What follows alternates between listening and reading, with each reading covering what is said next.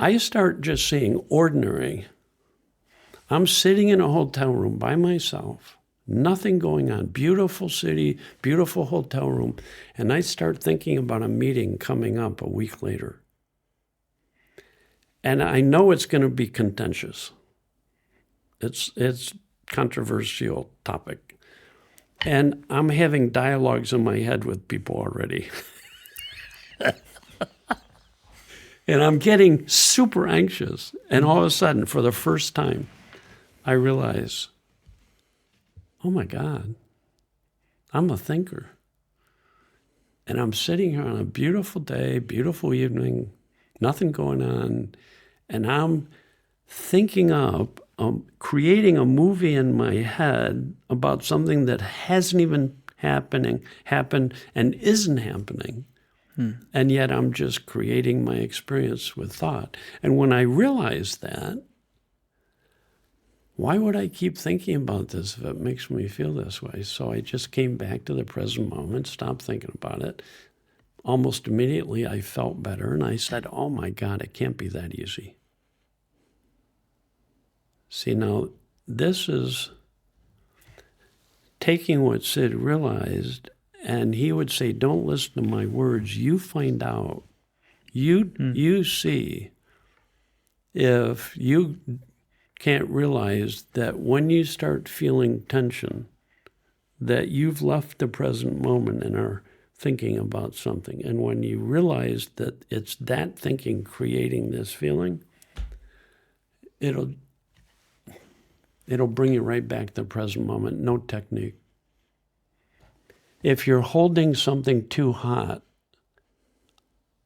if I gave you a hot coal or a sharp object and you started squeezing it and you felt pain, the instant you realized the pain came from what you were doing, you wouldn't ask me, what are the techniques for letting go of this object?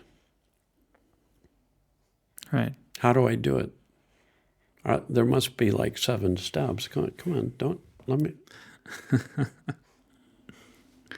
I watched my grandson fall against the glass door over a hot wood fire.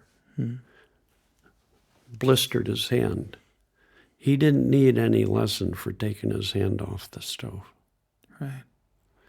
Now I'm watching, I start seeing in my own life when I realize it's the holding of hot thought, if you will, that's creating this feeling. Why would I keep holding?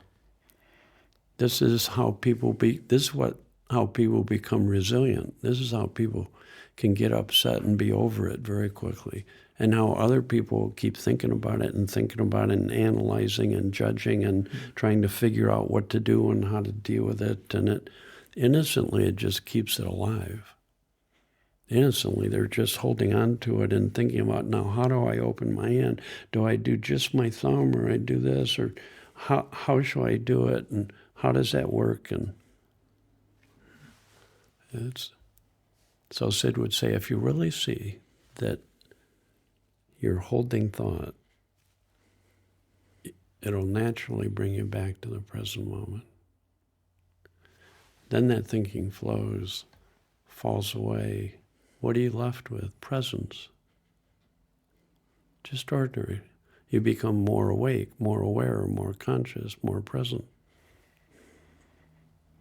When people are in the present moment, they then can have access to this deeper wisdom, this deeper well-being, this deeper knowing.